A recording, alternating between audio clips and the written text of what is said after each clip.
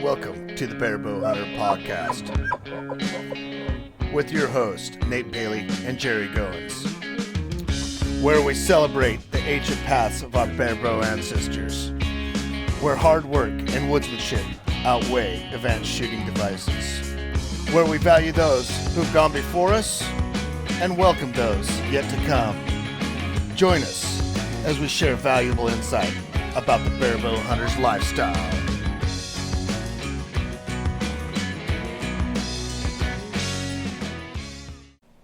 Hey guys, this is Nate Bailey with Barebow Hunters Podcast, and last couple podcasts I told you guys to leave us a 5-star review, and if you did, I would look it up and I'd get your name. I have your names, but somehow or another I lost your contact info, and I want to get those knife sharpeners out to you before the season starts. So if you could send me those, if you were the first and I contacted you, if you could send me those addresses, I would really appreciate it. Thanks a bunch. Now, enjoy this podcast. It's going to be great. We have Dirk Durham, the bugler, the one and only, the maverick call inventor, renegade, bugle tube. I don't know what you want to say, but we have him coming up, and he's going to help us get close to elk. Here we go. Well, hello, guys. Here we are with another edition of Barebow Hunters Podcast, and today we have a very special guest, somebody that I really need to pick the brain of, Dirk Durham, the bugler. How you doing, Dirk? Oh, hey there. Doing good. Doing good. So, before we get moving into this podcast, I thought it might be good to get a bunch of stuff out front. And one of the things I'd like to do is steer people to your website because there's so much cool stuff there. Well, thank you. I appreciate that. Yeah, I was checking it out, and I kind of feel bad because I really haven't checked out the t-shirts a whole lot, and I really need to check out the t-shirts more because you got some pretty bad t-shirts. Yeah, they're pretty awesome. John Gabriel designed them. We dreamt up these t-shirts, and he did all the artwork on them, and man, I think he hit it out of the park with them. Yeah, you could see some heavy metal influence in there. Might be, or monster truck rally thing. It's good. It's good stuff. And then, of course, you have if you've been living under a rock and you haven't heard, but you have your call. And what is your call again? It's called the Maverick. And so my son Gage, that's what he uses. That's his favorite call, is he uses the Maverick. And if you guys haven't heard, anybody that's listened to this podcast, you guys, if you haven't played with any of these elk calls, any in the Phelps line, the bro calls, your call, any of those, if you haven't played with any of those, you guys really have missed out. You really need to go out there and check them out. So they could get them on your website, I see, as well. Yeah. I just sell mine on mine. I don't carry the full Phelps line up on my website. I just carry the stuff I use. It's probably dumb of me because there's probably a lot of people that don't use my call that would probably buy stuff. So maybe that'll be a 2021 project. Yeah. Are you going to carry the pink one? I'll carry all of them but that pink one. I mean, but there's probably a lot of ladies that visit the site, and want to buy, get ready for hunting season. So they might want to buy that call. So, hey, now that the yoga pants are out, you have to be an equal opportunity person, right? That's true. Now that the playing field has been leveled with the yoga pants, I mean, I guess we're all equal now. So that sounds terrible. Okay, if you guys don't know what we're talking about here, the yoga pants is a commercial that you have to see, absolutely have to see, and I think it's probably on First Light's webpage as well. I don't know if it is. I know it's on my Instagram and Facebook pages, but I don't know if they put it on theirs or not. Yeah, and that's the Bugler, right? The Bugler's your Instagram. Yeah. The Bugler, one word.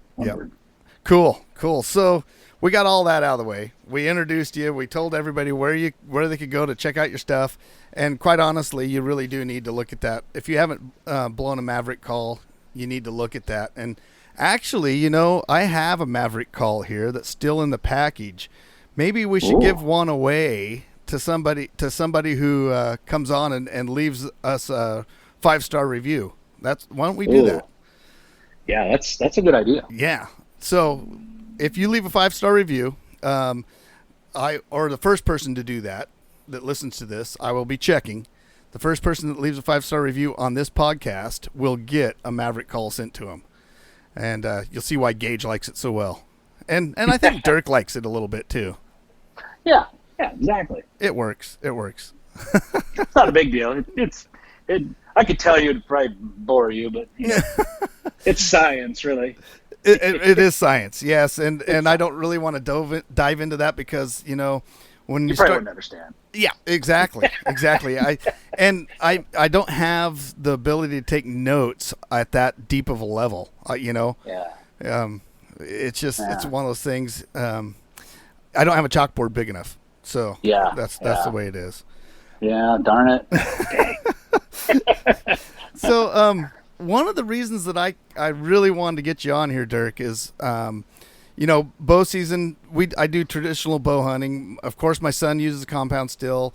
You use a compound as well, but you're a master at getting elk close. And I think if any animal's really made for a traditional bow, the elk is probably one of the easiest, just because of how we hunt them.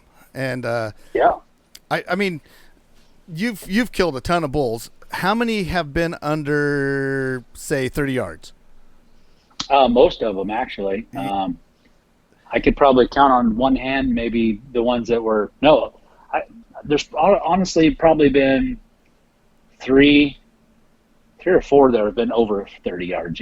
Right. So, right. So yeah, it's archery, elk hunting, calling them in. That's a great option for primitive guys. Right. I think it's probably I'm going to say this and people are going to disagree with me, but I think it's the easiest animal to hunt with the traditional bow. I really do. I don't think that some people would say, sneaking in on a big old mule deer would be easy too, but I don't know about that. I don't know. Calling one to you and having them come to you and then you being able to set up, I think is just, for me, it just makes more sense. But that's why I kind of wanted to get you on here, is to help those guys out that are getting into or switching over or been in for a while, because I know exactly. I've followed you for a long time, and I could see. Well, shoot, last year you even shot one with a mouth tab. yeah, that was fun.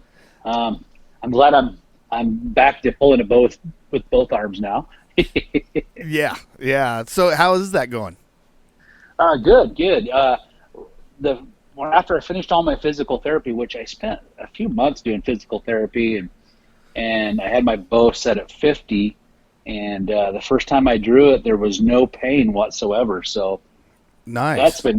That's been great. Yeah. But what I did notice is I had developed a lot of weird bad habits, because shooting with your teeth, your stance is way different, and holding the way you hold your shoulder position, and everything was just way different. And I'd kind of got into that mode, and I hadn't remembered back to change back to normal shooting with both hands. And so it took me a little while to get rid of those bad habits.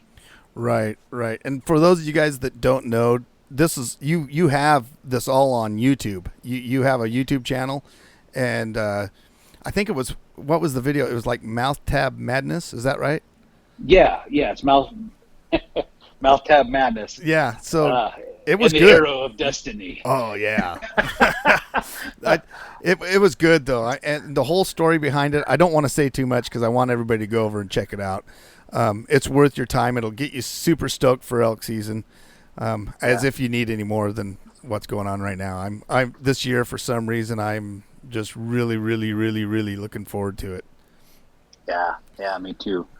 Yeah, that whole series, you can go to episode 10 and see the grand finale, but if you want to learn some stuff about elk hunting, I kind of dive in on some good nuggets along the way in every episode, so at least of the hunt.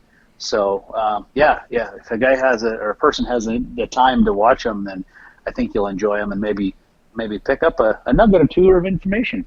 Yeah, I'm not going to say if you have the time. I'm going to say make the time. You guys need to make the time.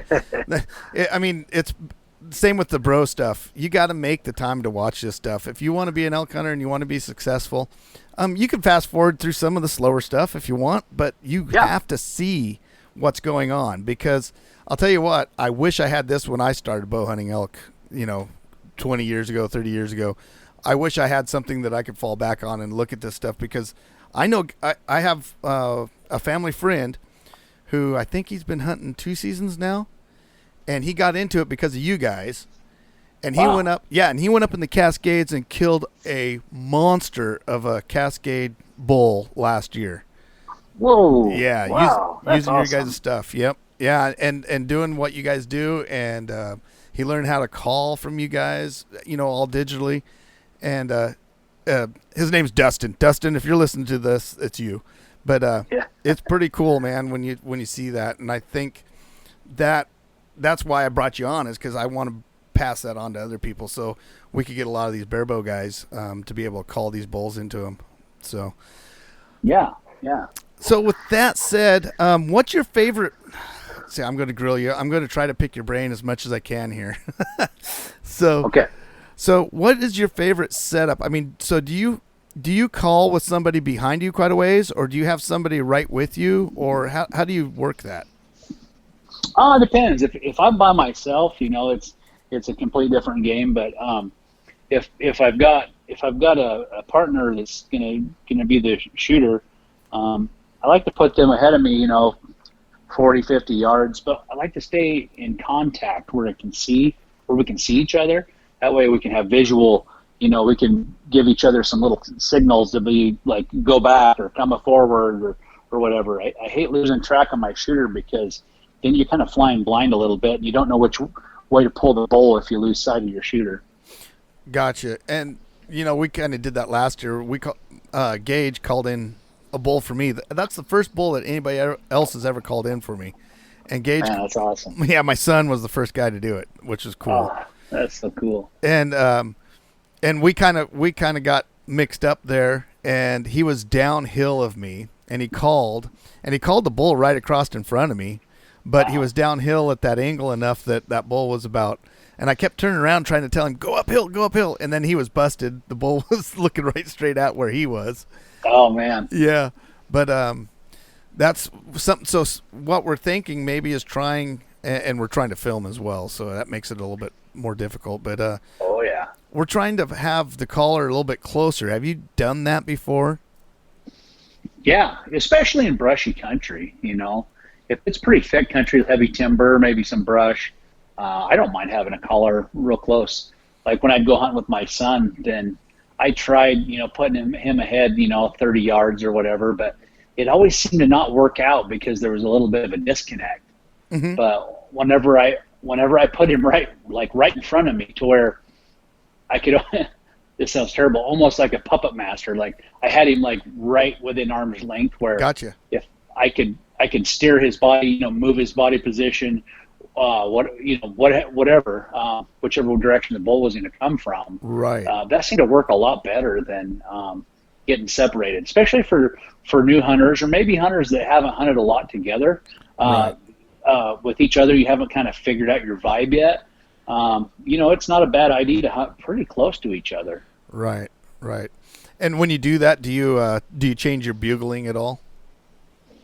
I do. I kind of do it the same way as I would just kind of picture it as me hunting solo. So there's a lot of trickery, to when you're solo to get those bulls in that last little bit, such as maybe pointing my tube, directly behind me in the direction I want to, or the direction I think I want the bull to think I am, depending on wind and such. Right. And then I'll put a hand over my tube and muffle it. And I'll make a quieter bugle to where it sounds like, oh, I'm up to the hill 100 yards or whatever. Right. Do something like that, or maybe I think he's coming, and I'll make one more call. Then I'll move up. I'll move into a different position. I'll move forward towards the elk, and then I'll move maybe 10, 15 yards to the downwind side, and then stand there motionless and wait for him to come, because man, elk, they have this uncanny ability to know exactly where you make those noises from. Yeah. Even from a long distance, it's crazy. But if you watch their ears, it's like they're directional, man. They can just zoom in, hone in. They got those big cups, and they can really hear. They can hear well. So by doing that, quietly moving your last position from where you called, that's worked a lot too for me. Gotcha. So, were you packing that heads up decoy with us this year too? Oh yeah. And I was thinking, that would be a good tactic, is to set that decoy up to where like its head's in the brush so it couldn't tell if it was a bull or a cow. But call and then move and then keep that decoy there. Yeah. I don't know if anybody's ever tried that before or not. Oh, I think so. It seems like decoys, especially, I think they almost prey on the curiosity a little bit more, elk. So if the decoy is just sitting there motionless, sometimes they get weirded out by it. Uh-huh. But if your caller can poke it out from behind the tree, gotcha, and give it a little movement, just kind of show it a little bit, and then take it back to where they just get that glimpse of an elk, and then maybe put it back out a little bit, and then just kind of give them a few little glimpses. A lot of times they're like, oh, I saw something, they'll catch that flash, and they'll see, an elk-like thing, and then, the curiosity will overtake them a lot of times. Yeah. I've never used the decoy. Well, I take that back. A long time ago, like 20 years ago, we had this place where cows were crossing all the time in there, and back then you could shoot a cow. And we put this great big burlap sack up because we were trying to get them to cross and come into the timberline. They were crossing kind of right where the sage was, and we put that thing out, and they came out just like normal, and so I was hiding behind this big, and it was about 3 times the size of any regular elk. and I kind of painted the back end of it, trying to make it look a little bit more elky, and I sitting back there, and I let out just a little cow mew, and every one of those elk turned and looked at the cow decoy, and for a second you could kind of look, you look at an elk or any animal, and you could see like really a ton of confusion on their face. That's exactly and I don't know what I said, but I probably was mean enough as a cow and they thought, uh-oh. They just turned right back around from where they came, and I never did see them again the rest of the week. They never would come back through there, so I don't know. They probably told a story of this weird giant cow that talked some smack to them, and they got the heck out of there. Right. No telling what kind of language I was giving them, right? They might have been like, oh, man, those guys came up from, no telling where, the foreigner elk that came in there and told us off. But that's the only real, time that I've tried decoying. But I think with some of these head decoys, I think a person could get away with that. Yeah. Way back in the day, I always thought, why are we wearing camouflage? We need an elk suit, right? Need a hat that looks like an elk head, and you need to dress in it. Your clothes need to be the color of an elk, and then fast forward several years, and then somebody, like the heads up. The heads up. Yeah. Is it the heads up? Oh, no. It's no. The hat it's, that you wear. What the heck is that Nate call? Man, I don't know. The decoy. That's it. Be the decoy. It. Yep. Yeah, and they got deer heads and antelope heads and elk heads and you name it. But I think it works to some degree.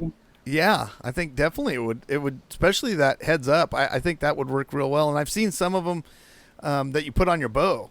Have you seen those? Then you could shoot through them. Yeah. Those things look like a wind sail, though. I'd be afraid the wind would pick up and make me shoot bad. But it's kind of a cool idea. It's kind of fun. It'd be kind of fun to see how the animals react to them. I would. That'd be really fun to do. I use a turkey. I have that heads up turkey decoy, and you put the regular fan on a turkey. And I'll tell you what. I've got one of those. Yeah, and I'll tell you, it either works or it doesn't. It's one or the other with that decoy. Some of them are like, oh my gosh, I'm getting out of here. And then I've had other ones just come up and attack it. So yeah, it's that's fun. Funny. Yeah, turkeys are crazy. I've seen I've seen out in farmers' pastures, and there'll be there'll be like an old axle with a tire on it, right? Right. And them things will be strutting around that tire, showing off like they want to fight the tires. Like, man, turkeys are the dumbest bird on earth. Yeah, they're the dumbest psycho on earth. Oh, yeah, but they're so wary and Yeah. oh, yeah, they're crazy to hunt. Yeah. I tell the story of turkeys. We had a chrome bumper, and I was turkey hunting, came back to the pickup, and there's a stupid turkey looking at the bumper strutting. The chrome bumper on the BLM land. I didn't have the heart to shoot him. I was thinking, that wouldn't be real sporting after going up there setting up decoys, shooting a turkey that's looking at himself in the bumper. No. One of those ghost blinds would actually work really good for that. Yeah. I bet it would. It'd be a bad shot angle straight down, but yeah. So, back to elk. I'm sorry, I get off on these tangents, but so what? Take me through a sequence. So, like a sequence of your day when you start calling. If say you were just a beginner caller, what would you suggest beginners to go out and do as far as their sequence through the day to figure out how to actually call in a bull? Because I know a lot of guys call, a lot of guys hear bugles, but then they just kind of get, and I did it for years. I got to where I'd hear a bugle and I'd try to call him in. I'd set up right there when I heard that bugle. So can you go through that? Yeah. So I think the first thing I'd like to say is, especially for new callers and new bow hunters, I feel like they go out there and they're like, I don't know if these calls are going to work or not, or if it's going to sound right, and they don't have a lot of faith maybe in their calls, and they'll go out and they'll spend a few hours and be like, this just it's not working. And sometimes they get frustrated and say, heck with it, I'm going to go back to camp. But honestly, I've heard some pretty bad callers call in elk. Oh, yeah. And it's weird because you've probably heard those little birds in the woods that sound like a cow elk. There's Right. a little bird that makes a cow elk sound. And I'm like, how do the elk know that bird's not another elk when it sounds better than some of the people I've watched on YouTube or whatever try to call in elk? You know what I mean? Right. And the terrible callers, my brother, my brother when we first started hunting, he was a horrible caller, and he would call in elk no problem. So I think just having that, guys, just have that confidence to don't give up. It's sometimes frustrating, but every day I go out, we don't get bulls to bugle. Sometimes you may spend a couple days just trying to get into elk before you find one that'll bugle, and then it's good. But so don't give up. But once we, as soon as I hear a bull bugle, so immediately I've got my wind checker, right? And up until that point, I've been checking the wind a lot anyway. But I double check the wind, look at where he's at, try to figure out where he's at, how far he is. Is he close? Is he a long ways away? If he's a long ways away, I kind of like to have 2 or 3 good responses from that bull before I go after him, because I really want to pinpoint where he's at. And once I kind of pinpoint him, and especially if it's a pretty good distance, quarter mile or 500 yards, or across a big draw or something, then I clam up. I don't say another word. I've located him. I have a pretty good idea where I'm going. So then I just get over there, and I don't worry about being too quiet at this point. At this point, I just need to get over there, close the gap. If I'm popping brush and stuff, as long as I figure he's out of earshot, we're pretty good. Just get over there. But as you approach, as you start getting closer, you start thinking, he's a couple hundred yards away. That's when I start slowing down, being a little quieter, and I'm starting to look for, good places to maybe try to call him in, because I want to try to get 100 yards from him, if at all possible, or maybe 200, depending on the terrain, depending on, the thickness of the forest. But I want to try to get as close as I can before I start calling again. And before I call, I'm looking for shooting lanes, okay? And I always say, if you have a spot that's got 5 or 6 really good shooting lanes, you're set up in the wrong spot, man. Uh, because a lot of times those things can stand out there just out of your shot range, or Right. maybe with something obscuring their vitals, and they can see you. Right. So I like to have like maybe one or two crappy shooting lanes, because then I know they have to come super, super close. Right. They're not going to lock up waiting to see an elk, right? Right. And then also, if, let's say, they hang up, which happens a lot. I mean, that's kind of the age old thing, you know. Since I've been bow hunting, I remember the first book I read about calling in elk is like a Dwight Shoe book, and there was a whole chapter on hang-ups, right? Right. And so, you know, it's been doing it to everybody. So don't worry about that. But if they hang up and you're in a pretty thick spot, or, you know, there's a lot of trees and a lot of cover, it's okay. You could get aggressive at some point. If once you decide he's not going to come in, you can get aggressive and maybe close the gap. If he's 60 yards away, you could cover half the distance, get closer, and a lot of times they'll hear you coming. And at that point, I'm trying to be noisy. I'm not going to be Elmer Fudd. I'm not sneaking up. I'm not trying to be stealthy. I want him to think I'm a big old pissed off bull elk that wants to fight. Yeah. And you can hear me popping brush, breaking sticks coming his way. And that's that realism that'll kind of like make a difference. A lot of times they'll hear that and they will get so mad. And a lot of times they'll finally show themselves. And by then you might walk up and find a nice shooting lane, and he'll walk out into it, and maybe he'll get that shot. Yeah.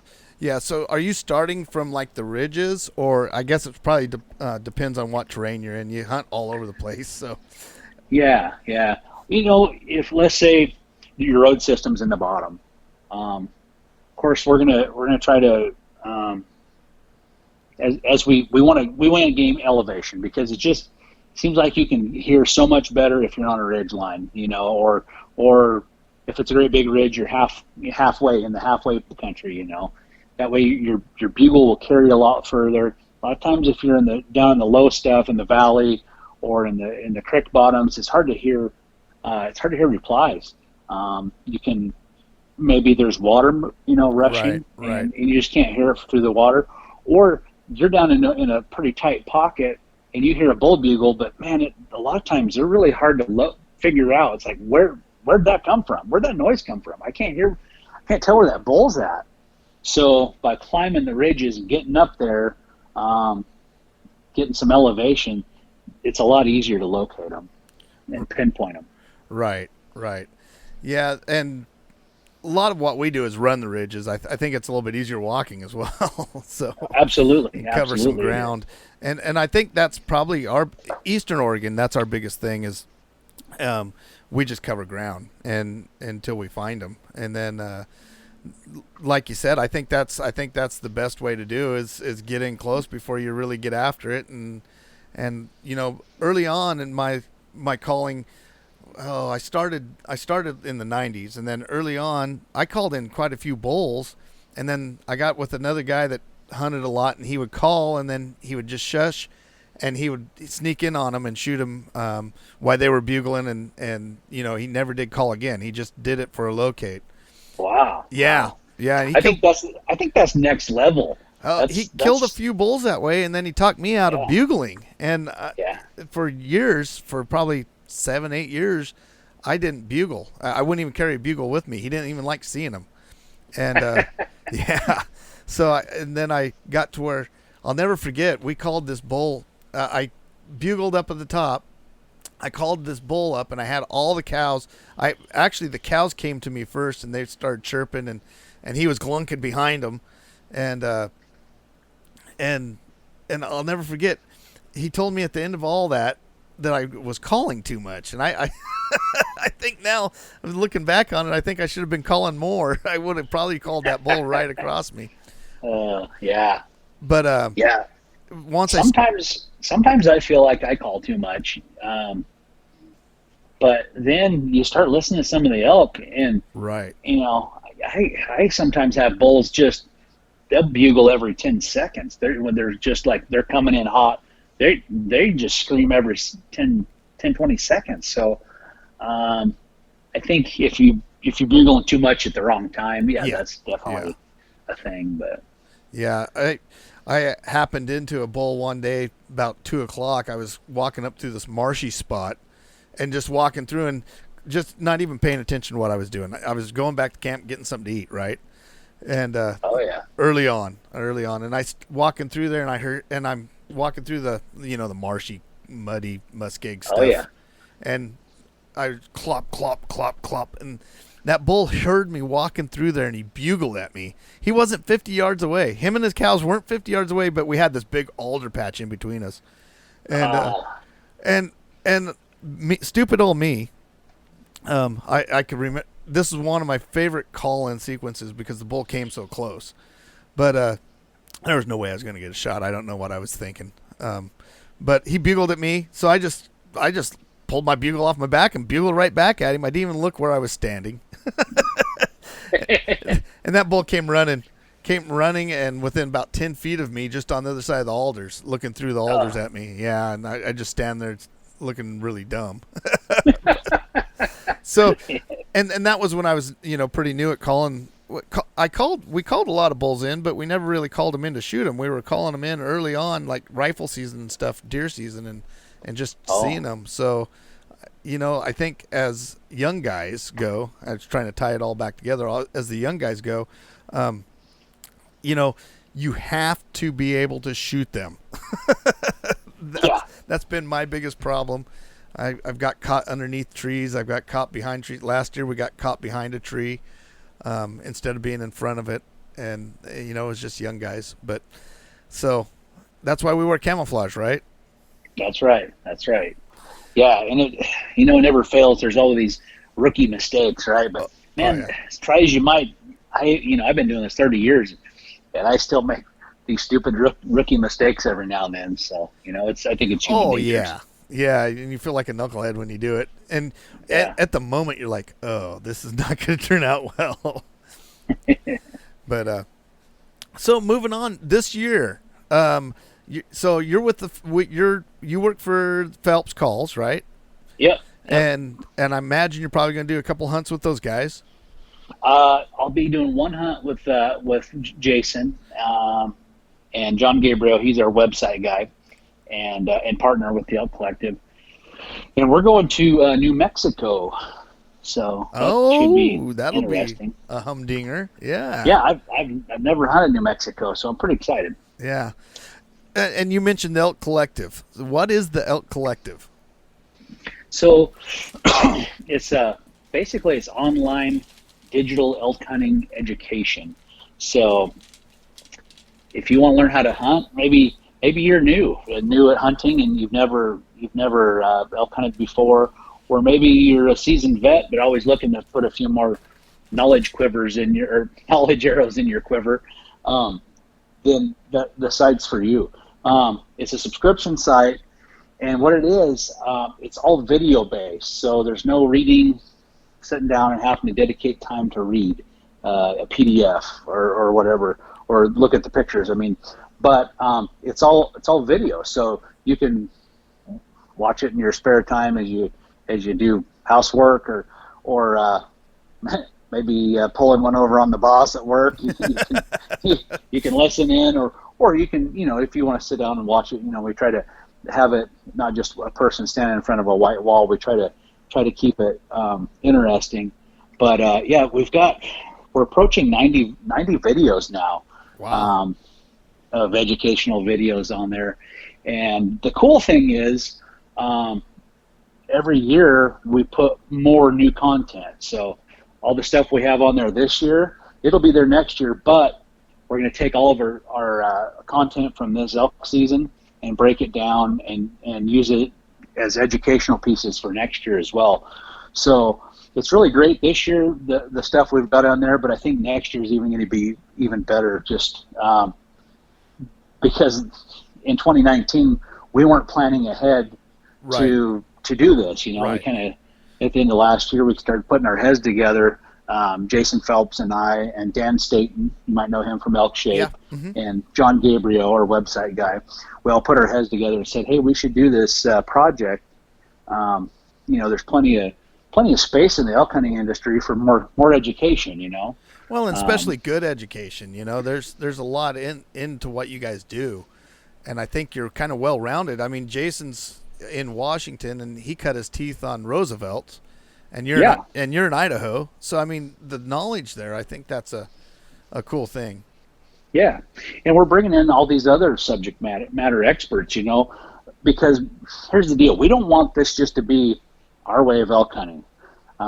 Because like the old saying goes, there's more than one way to skin a cat, right? Right. So we have these other guys in, you know, we're having these other guys, some really experienced, successful hunters that we've brought in to talk on there. You know, we've got, you know, the Ryan Lampers guys. There's some guys on there a lot of people haven't heard about. They're not like some celebrity or anything. Right. You know, they're just successful blue collar hunter, just like 99% of us are, right? Awesome. And they're kind of sharing their way of doing it. You know, we've got an elk biologist, right? I don't know if you know Chris Rowe from Rowe Hunting Resources. I don't. No. He's a big game biologist who spent most of his career in Colorado, and he's lived with the elk, studied them thousands of hours.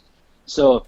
Wow. So everybody's, you know, and maybe not everybody's heard kind of like my philosophies on elk hunting and stuff, but his are like polar opposite, like on elk calling, and he's got it broken down into like why the elk say this and why they say that, almost a Dr. Doolittle, if you will. Gotcha. So he's kind of breaking down sounds then. Yeah, but this guy is like a college professor on the way he's got this stuff broken down. Wow. So it's very interesting. Yeah.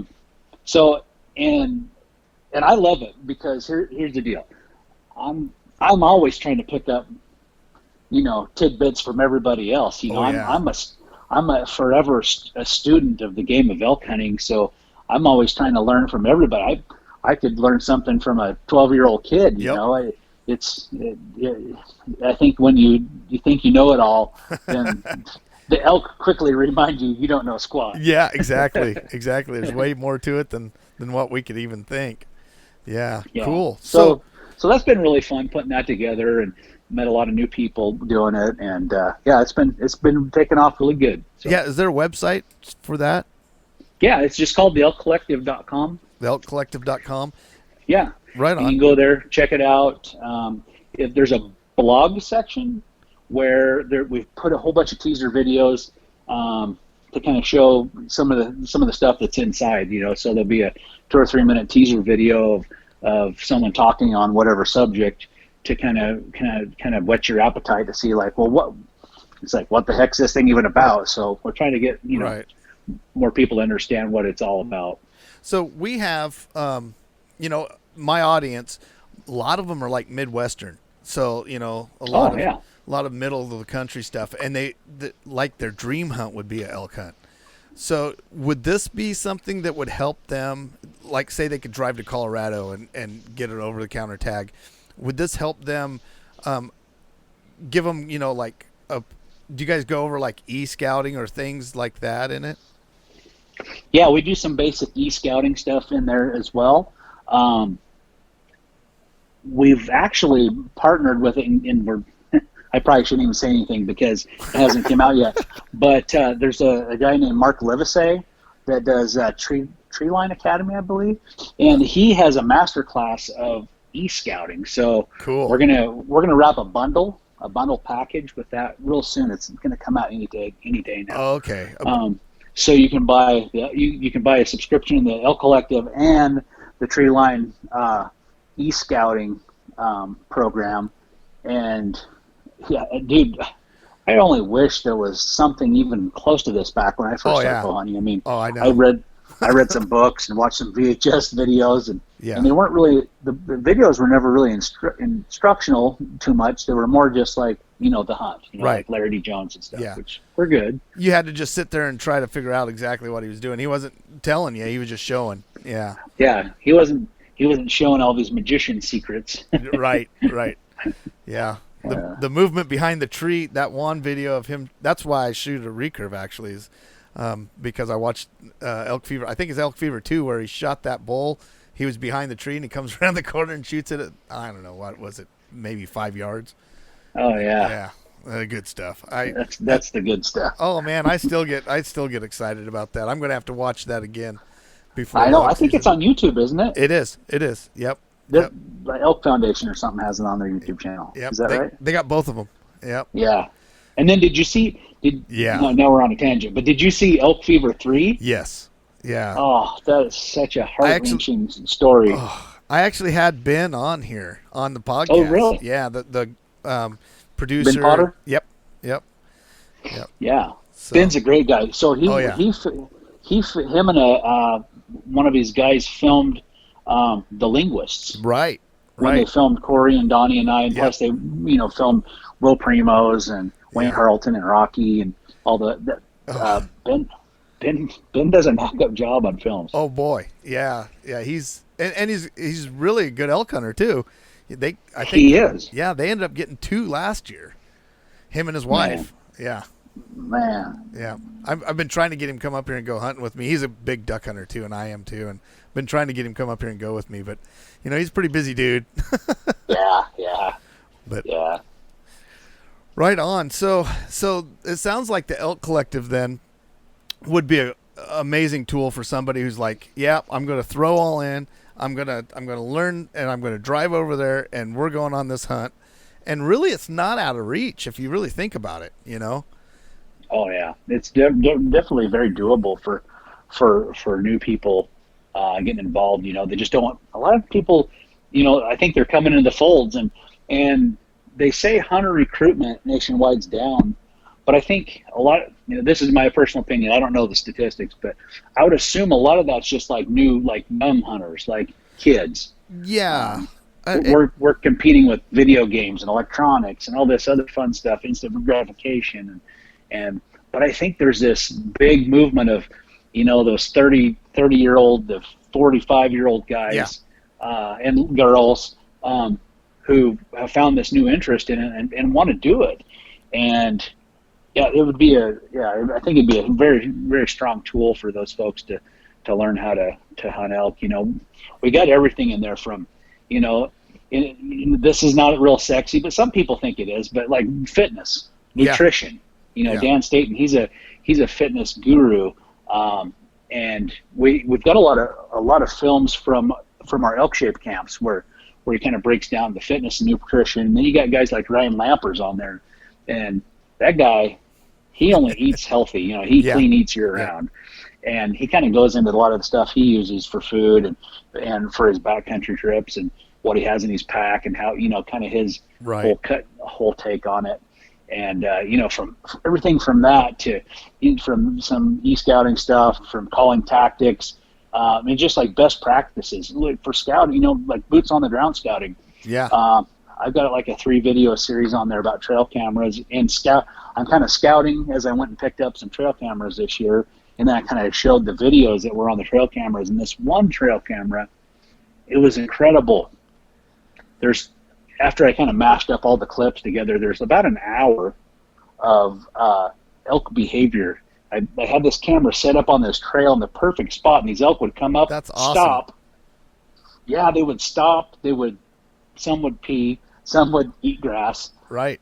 Sometimes the bull would walk up and bugle or lick his lips or just they make all these little noises, all these little subtleties. It was amazing to watch, to just like watch that. It was so interesting to me. Some people might think it's boring, but anyway, there's a 3-part series, and That's cool. I got 3 different cameras on there, trail cameras with video on them, and to kind of show what, me going pulling them, and as I'm pulling them, I'm scouting, boots on the ground scouting, kind of talking about some of the things I'm looking for, and then you kind of get to see reap the benefits of that camera. So that's cool.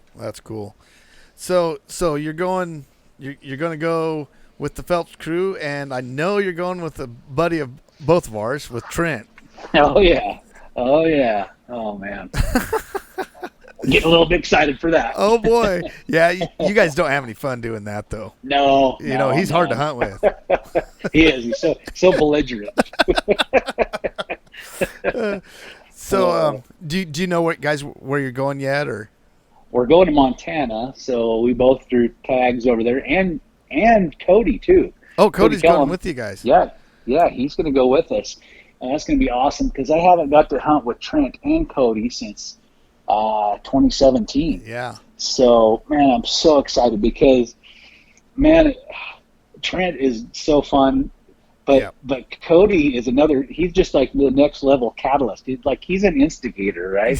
So he's always kind of stirring the pot, and he always says little funny things and gets us going.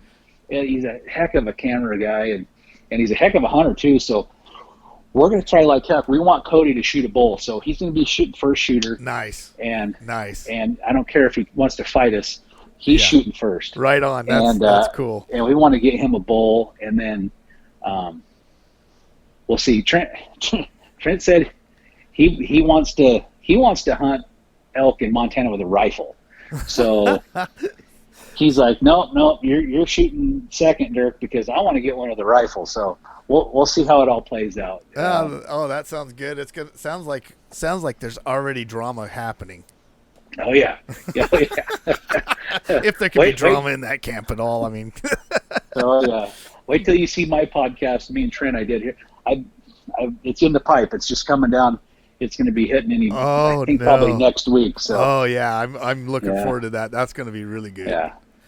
So it's of no value though. There's no value to this podcast. Oh yeah, there's a bunch of value. It's basically for elk hunting, him and I.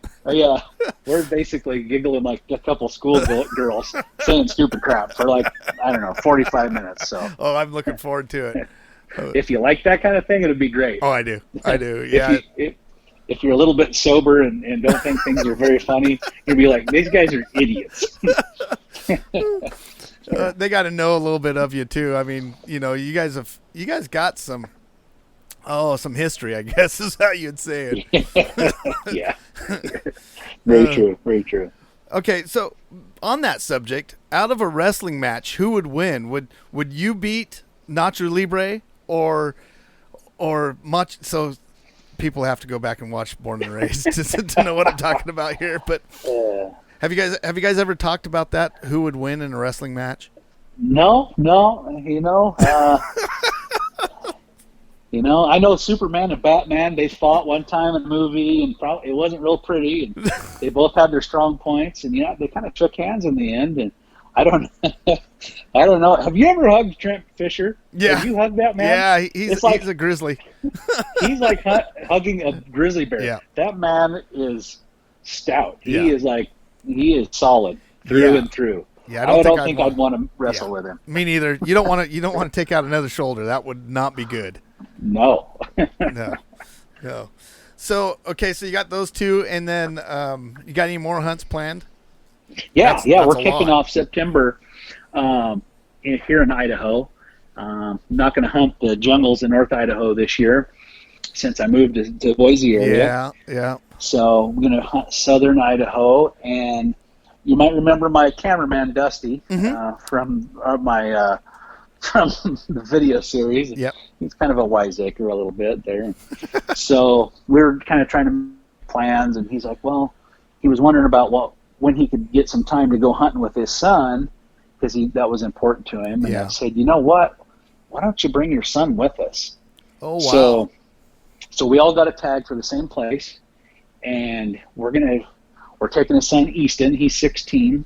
Right on. And so my main mission, I really, really want to get Easton and Dusty a bull first. That's awesome. If I get to shoot eventually, that's fine. If I don't, I don't care. Right.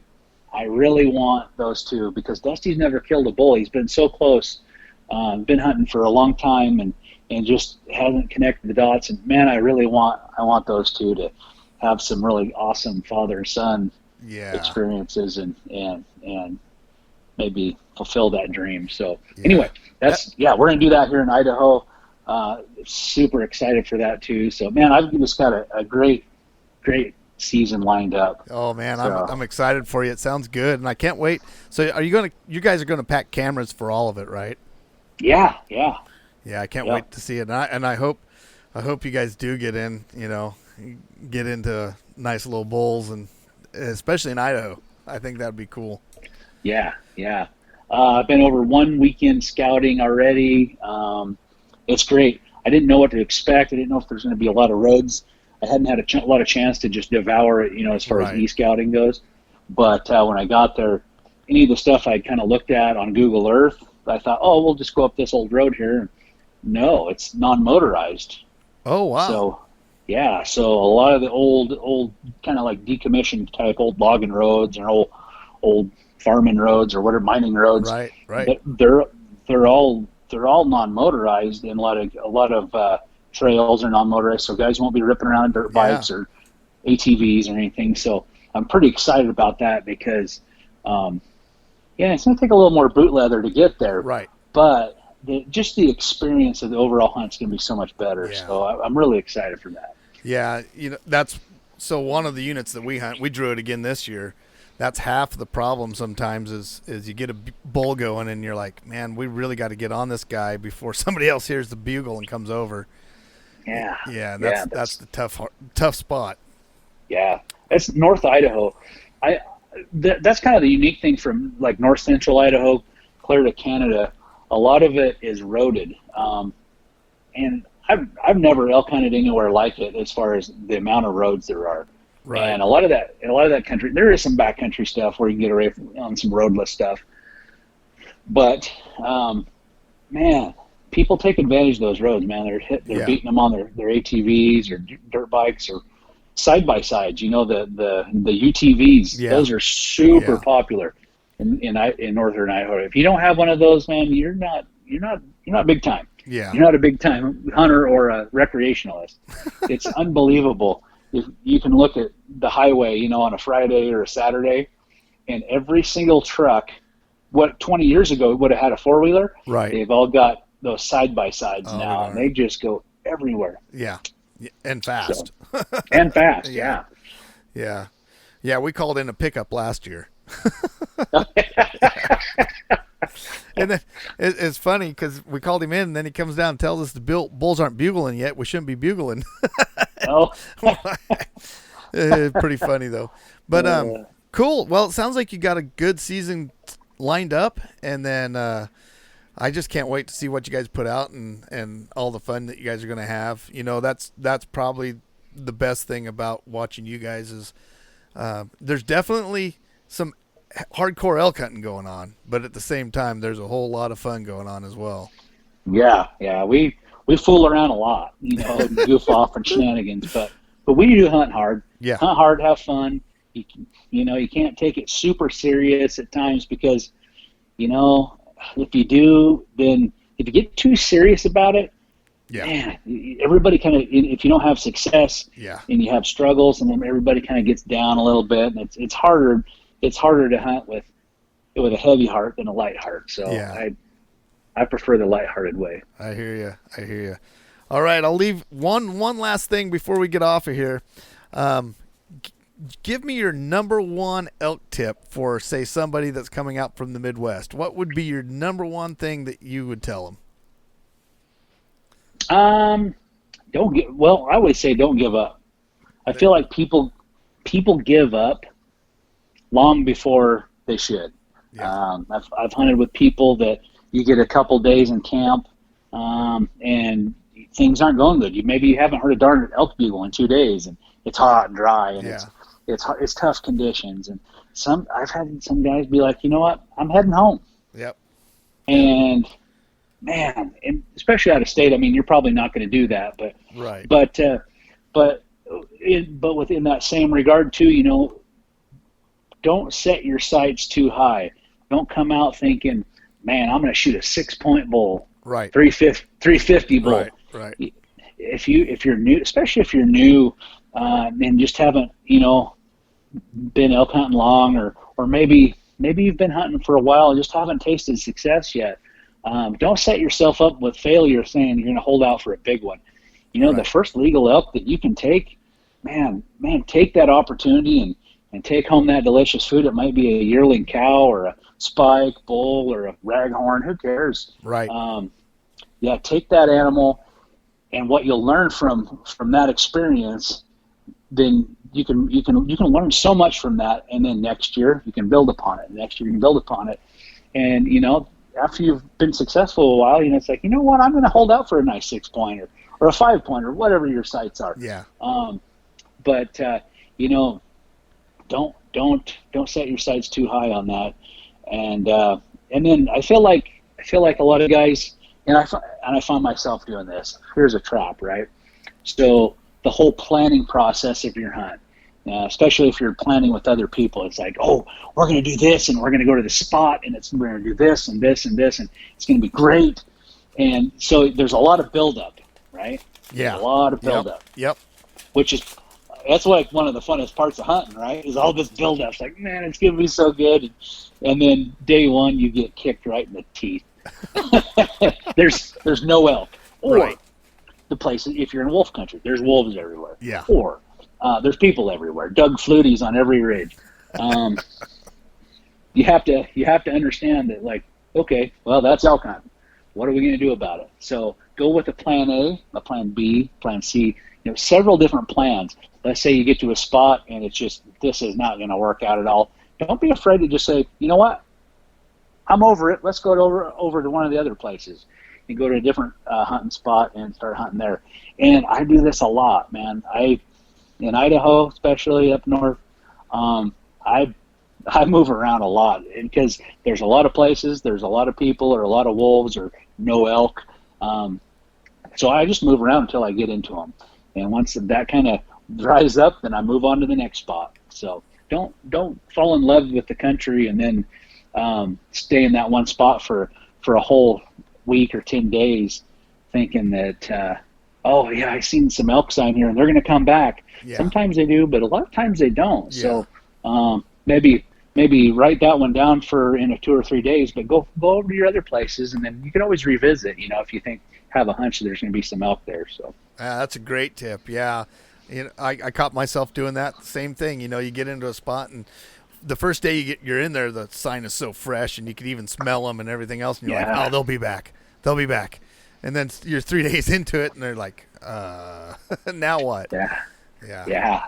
That's a trap. Yep. It's a trap. Yep. Been there. Been there, done that. I've done it a lot. Yep. Well, cool. Well, thanks a bunch for coming on here. And once again, everybody that's listening to this, you guys go over, check out the Bugler, check out, what was it again? The Bugler brand.com. That's what it was. Yeah. Run over there, check all that out. And then, of course, the Elk Collective, you guys, if you're thinking about coming out, you probably should have already been on this by now, but if you're not, this might give you a chance to, jump out here. So go over and check out the Elk Collective, and of course, all the YouTube and just, you're everywhere. You're everywhere. So just look for the Bugler. He's around. I'm kind of surprised though, Nate. You haven't asked me the one question I've been waiting for all night. Uh-oh. When are you going to go elk hunting with a trad bow? I was waiting for you to ask me that. Yeah, I've asked some other people that, and I don't want to pin them down on it because I don't, When are you going to go hunting with the trad bow? Not this year. Are you looking at doing that though?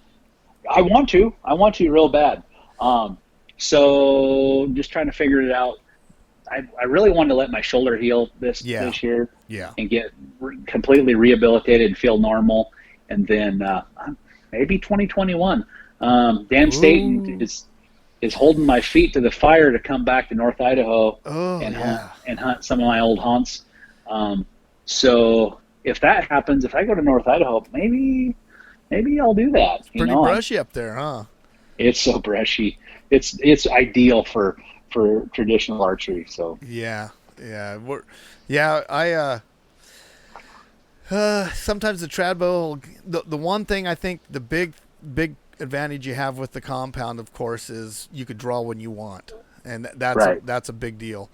But I think other than that, man, there's times I think maybe even the trad bow gives you you don't have to worry about checking your bubble and all this, you just come to an anchor and let her go. So sometimes that helps too. So there's been a lot of guys come over from compounds that, especially good elk hunters, that do really well with trad bows. Cody's got two, I think. Two with his trad bow. Yeah. Look at Aaron Snyder. Yeah. He's talked so much crap over the years about trad bows, and then he's like, well, and then he's talking the talk and walking the walk. He's a good hunter. So. Yeah. There's not many better. I'll tell you that. He when he went over the trad bow, I talked to him a little bit, and the cool thing is it rekindled something in him that he was losing with hunting. And I think that's even more important than any of the other stuff. But he came in and he was like a man on a mission, and animals were he was just getting animal after animal. Yeah. Yeah. Very cool stuff. I'm interested to see what he does this year. I know he's got a lot of things planned, but I think he's going to do some compound stuff as well. So it's going to be an interesting year to see what he does. Yeah. I can't wait. Yeah. So if you do go trad bow, are you going to go recurve or longbow? You don't even know yet. Recurve. Recurve. Yeah. You've been thinking about this. Oh yeah, I've got both actually. Gotcha. I've got a longbow made out of Osage orange. Right on. And then I've got a recurve. It's a white buffalo. Oh yeah. That recurve, it shoots quite a bit faster, and but it's a little shorter, than that longbow. And I think, just in that thick timber and heavy brush country, I think it's just going to be easier to navigate. Yeah, and they don't, they're smoother throughout the whole draw. So it I don't know. To me, I think a recurve is just a little bit easier sometimes to draw smooth. I don't know. It's hard to say, but well, what you ought to do if you want to do that, you ought to come out and go bear hunting with us with your trad bow to get you out. Yeah, get you out and get started with that, because it opens August 1st, and then yeah. So and it's like $225 for your license and tags in Oregon to hunt a bear. Oh my gosh! And and that's something that you could do, and that would help you, get ready for drawing on animals and things like that. Turkeys are another one. Turkeys are perfect for trad bows to teach you how and when to draw, because they'll catch you before an elk will by a long shot. Oh yeah, for sure. Yeah, you should come out and shoot some turkeys with us next year. That'd be fun. Maybe we could even get Trent to shoot a trad bow. well, anything's possible.